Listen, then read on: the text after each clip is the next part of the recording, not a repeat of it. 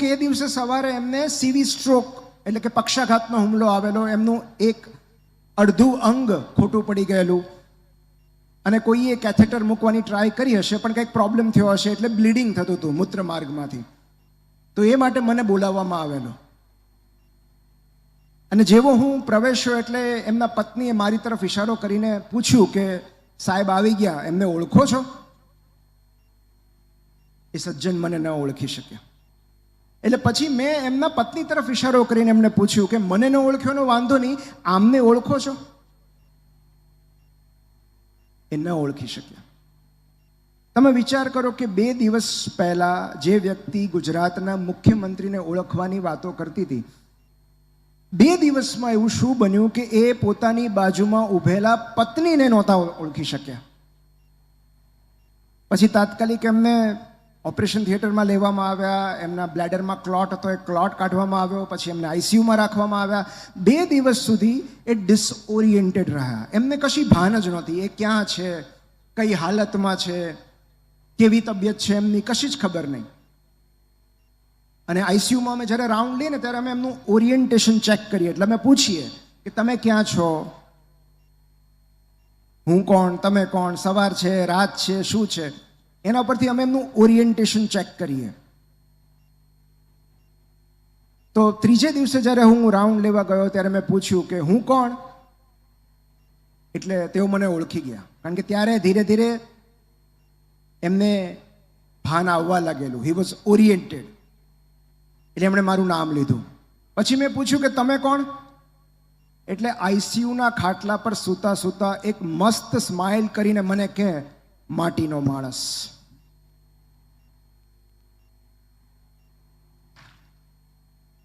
પછી એમણે મને કહ્યું કે નિમિત્તભાઈ, માટીના માણસનો અર્થ સમજવા માટે મારે છેક આઈસીયુ સુધી આવવું પડશે, એની મને નહોતી ખબર.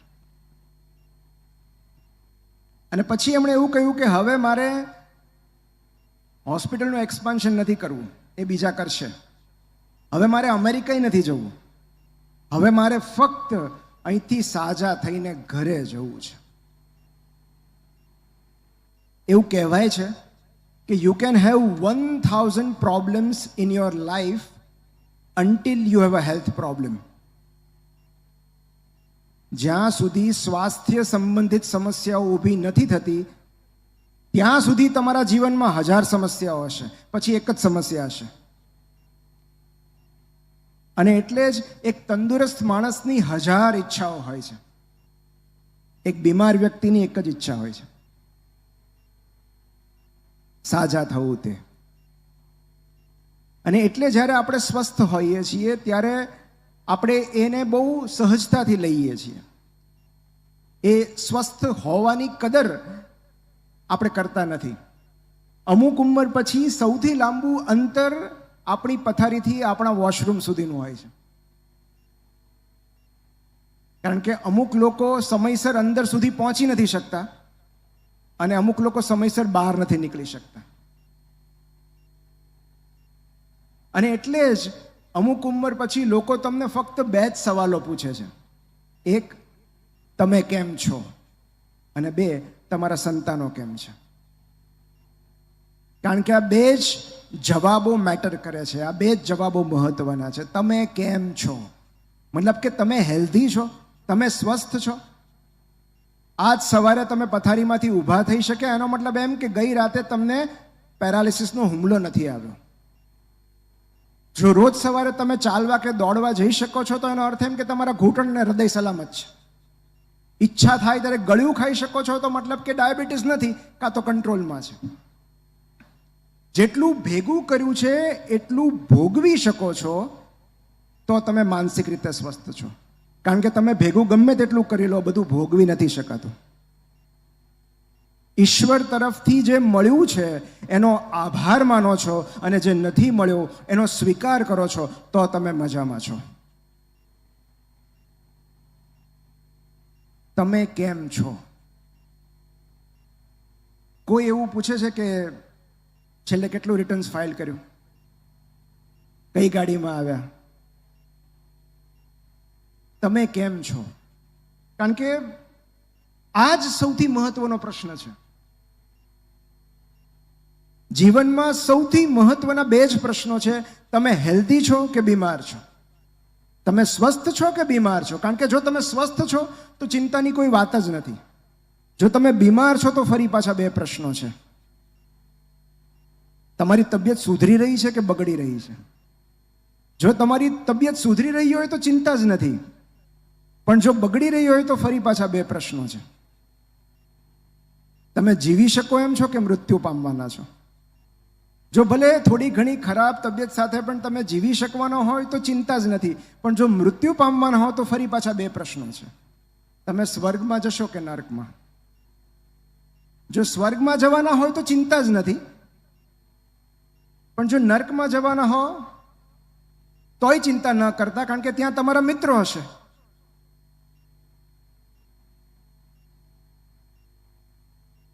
આ છોકરાઓને મજા આવી ગઈ. પણ આ તો એક હળવી વાત કરી, પણ પદ્મ વિભૂષણ વિજેતા અને કાર્ડિયોલોજિસ્ટ ડોક્ટર BM હેગડે હેલ્થની બહુ સરસ ડેફિનેશન આપી છે. મને એ વ્યાખ્યા બહુ જ ગમે છે. અને એમણે એવું કહ્યું છે કે if you can laugh, if you can slip and if you can love, you are healthy. જો તમે ખડખડાટ હસી શકો છો, ઘસઘસાટ ઊંઘી શકો છો અને લોકોને પ્રેમ કરી શકો છો તો તમે સ્વસ્થ છો. અને આ જ સ્વાસ્થ્યનું રહસ્ય છે. કારણ કે સ્વાસ્થ્યનો મતલબ ડિઝીઝની ગેરહાજરી નથી. It is the presence of is. જ્યારે તમને નિરાંત હોય, when you are at ease with yourself and with the world, at ease and at peace.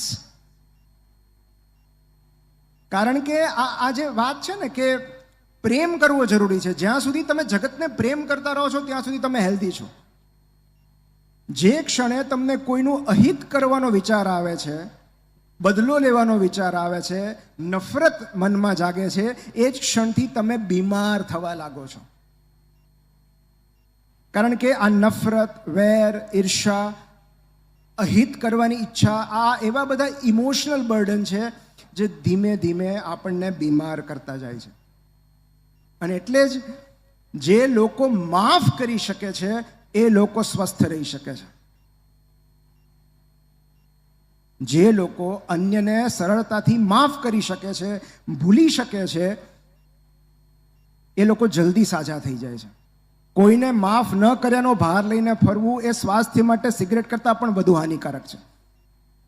કારણ કે દવાઓ તો છે જ, પણ આજે જે મારે વાત કરવાની છે 20-25 મિનિટમાં, એ માત્ર દવાઓની નથી. દવાઓ ઉપરાંત બીજા એવા કયા પરિબળો છે જે સ્વાસ્થ્ય માટે જવાબદાર છે? સૌથી મહત્વના 3 પરિબળો છે જે કાં તો તમને બીમારી તરફ લઈ જાય છે, અથવા જો તમે બીમાર હો તો એમાંથી તમને સાજા કરે છે. અને એમાં પહેલું છે માફી. કાં તો માગી લો, કાં તો આપી દો. બહુ હળવાશ અનુભવાશે. કારણ કે જેમની પાસે ખુશ રહેવાના કારણો હોય છે એમની પાસે બદલો લેવાનો સમય નથી હોતો. બીજું છે પ્રેમ. અમે જેટલા દર્દીઓ બીમાર હોય ને, અમે કહેતા હોઈએ કે સગા ક્યારે આવવાના છે, અથવા તો તમે સગા પાસે ચાલ્યા જાઓ, fly back to your loved once. કારણ કે પ્રિયજનોની હાજરીમાં હિલિંગ જલ્દી થાય છે. અને એટલે જ જ્યારે વ્યક્તિ અતિ ગંભીર હોય ત્યારે પહેલો સવાલ એ જ થાય કે સગા ક્યાં છે, સગાને બોલાવી લો. અને આજ સુધી પોતાના અંતિમ સમયમાં કોઈએ એવું નથી કહ્યું કે મારે મારી ટ્રોફી જોવી છે, મારું પેલું સર્ટિફિકેટ લઈ આવો ને, મારા પ્રોપર્ટીના પેપર્સ જોવા છે, મારે મારી પેલી કાર જોવી છે, હમણાં લીધી નહીં, એકવાર મને મારું બેલેન્સ બતાવી દો ને. નહીં. અંતિમ સમય હોય, માણસ જ્યારે અતિ ગંભીર અવસ્થામાં હોય, જ્યારે બીમાર હોય, જ્યારે પીડામાં હોય, ત્યારે દરેકના ચહેરા પર એક જ ભાવ હોય છે, મોઢામાંથી એક જ શબ્દો હોય છે, મારા સગા ક્યાં છે. કારણ કે વહેલી મોડી એ સમજણ આપણને દરેકને આવી જતી હોય છે કે ultimately it is all about love. અને ત્રીજી સૌથી મહત્વની બાબત છે એ છે હાસ્ય. કારણ કે આમથું નથી કહેવાતું કે laughter is the best medicine. કારણ કે હાસ્ય તમને જીવન તરફ પાછું લાવે છે.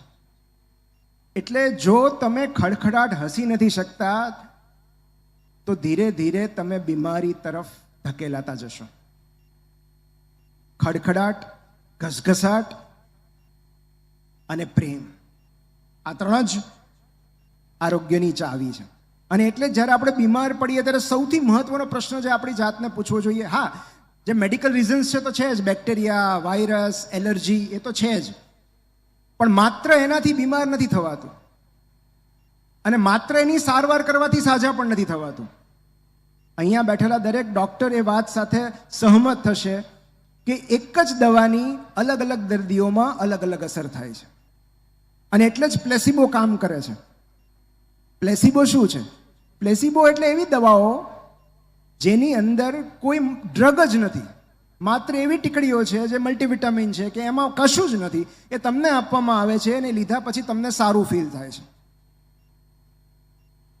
કારણ કે દવા કરતાં પણ દર્દીની તાસીર અને દર્દીની બિલીફ સિસ્ટમ એને જલ્દી સાજા કરે છે. તમે તમારા રોગ વિશે કેવી પ્રતિક્રિયા આપો છો એ બાબત વધારે મહત્વની છે. એટલે જ્યારે બીમાર પડો ત્યારે સૌથી મહત્વનો પ્રશ્ન એ જ છે કે હું કયો ભાર ઉંચકીને ચાલું છું. મારી અંદર એવું શું છે કે જેનો ભાર મને બીમાર કરી રહ્યો છે. અને મોટે ભાગે કાં તો એ કોઈ પ્રત્યેની નફરત હશે, કાં તો ફરિયાદ હશે, કાં તો અફસોસ હશે, કાં તો ચિંતા હશે.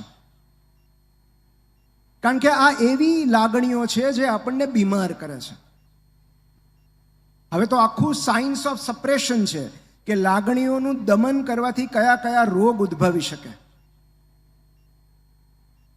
અને એટલે જ કેથાર્સિસનું મહત્વ છે.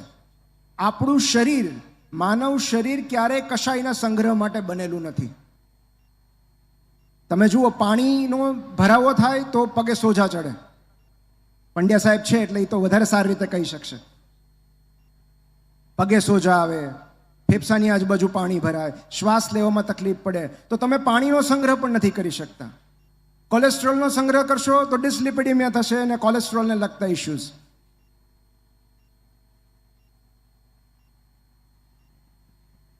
જે વધારે એક્યુમ્યુલેટ કરતા જઈએ છીએ એ આપણા શરીર માટે ટોક્સિક બનતું જાય છે. અને એટલે જ એક્સક્રીશનનું મહત્વ છે. એક્સક્રિટરી સિસ્ટમ એટલે જ ભગવાને આપણને આપી છે કે જે કંઈ ટોક્સિક પ્રોડક્ટ્સ હોય, જે બિનજરૂરી હોય, એનો આપણે નિકાલ કરતા જઈએ. જે વેસ્ટ પ્રોડક્ટ્સ હોય એનો નિકાલ કરતા જઈએ. અને આ જ વાત આપણી લાગણીઓને પણ લાગુ પડે છે. એટલે ઇમોશનલ એક્સક્રીશન પણ એટલું જ જરૂરી છે. એટલે જ સમયસર આ બધી લાગણીઓનો નિકાલ જરૂરી છે. અને આની ઉપર તો અમે ભલે એલોપેથી આપીએ, પણ જ્યારે તમે બીજા વિજ્ઞાન વાંચો ત્યારે તમને ખબર પડે કે આ સાયન્સ ઓફ સપ્રેશન શું છે. હોમિયોપેથીની તો આખી બ્રાન્ચ આ જ વિચાર પર ટકેલી છે કે જેનું જેનું દમન કરશો એ તમને બીમાર કરશે. આવી જ એક સત્ય ઘટના હું તમારી સાથે શેર કરું છું. ભારતીય મૂળના એક મહિલા જેનું નામ અનિતા મુરજાણી, 2002માં એમને લિમ્ફોમા નામનું કેન્સર એટેક થયું. અને ધીરે ધીરે કેન્સર એટલું બધું વધતું ગયું, સ્ટેજ 4 સુધી પહોંચી ગયું. અને 2006માં તેઓ કોમામાં સરી પડ્યા. તેઓ 30 કલાક સુધી કોમામાં રહ્યા. એટલા બધા ગંભીર અને ક્રિટિકલ હતા કે એમના ડૉક્ટરે કહી દીધું કે કોઈ પણ સમયે મૃત્યુ પામશે, તમે સગાને બોલાવી લો. સગા પણ આવી ગયા and they were waiting for her death. અને ત્યારે એક ચમત્કાર થયો.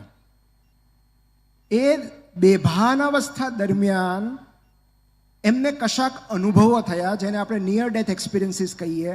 અને ધીરે ધીરે એમની તબિયત સુધરવા લાગી. 4 દિવસમાં એમનું ટ્યુમર 70% શ્રિંક થયું અને બીજા 5 અઠવાડિયામાં તેમને કેન્સર ફ્રી ડિક્લેર કરવામાં આવ્યા. અને પછી એમણે આ અનુભવો પર એક પુસ્તક લખ્યું જેમાં એમણે લખ્યું કે એ 30 કલાકના કોમા દરમિયાન મને સમજાઈ ગયું કે મને કેન્સર શું કામ થયું. કે મેં મારી અંદર ખૂબ બધી લાગણીઓને ધરબી દીધેલી. મેં